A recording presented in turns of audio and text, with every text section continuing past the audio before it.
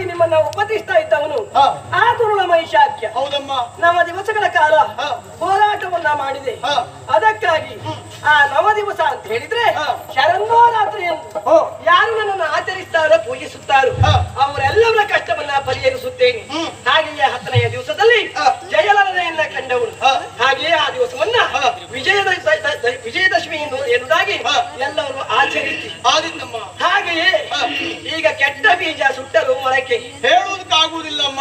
ಮುಂದೆಯಾದ ದುಷ್ಟ ದಾನವು ಹುಟ್ಟಿ ಬಂದ್ರು ಅಂತ ಆದ್ರೆ ನಿಮ್ಮನ್ನು ನೋಡುವುದಾದ್ರೆ ಬರ್ಬೇಕಮ್ಮ. ಮಹಿಷಾಖ್ಯ ಹೇಳಿದ ಮಾತ್ರಕ್ಕೆ ಮುಂದೆ ಅಂತಹ ಪೀಡೆಗಳಿಲ್ಲ ಅಂತ ಅಲ್ಲ, ಹೇಳಲಿಕ್ಕಾಗುವುದಿಲ್ಲ. ಅಂತ ಕಷ್ಟ ಬಂದಾಗ ತುಯಿನಾದ್ರಿ ತಪ್ಪಲಲ್ಲಿ ಚಂದ್ರಕಾಂತ ಶಿಲೆಯಲ್ಲಿ ಕದಂಬಾವನದಲ್ಲಿ ನಾನು ನೆನೆಗೊಳ್ತೇನೆ. ಅಲ್ಲಿವರೆಗಾಗಿ ಬಂದು ನಿಮ್ಮ ಕಷ್ಟವನ್ನು ಹೇಳಿಕೊಳ್ಳಿ, ಪರಿಹರಿಸಿ. ಮಹಿಷಾಸುರ ಮರ್ದಿನಿ ಜಯ ಜಯ ಜಯ ಜಯ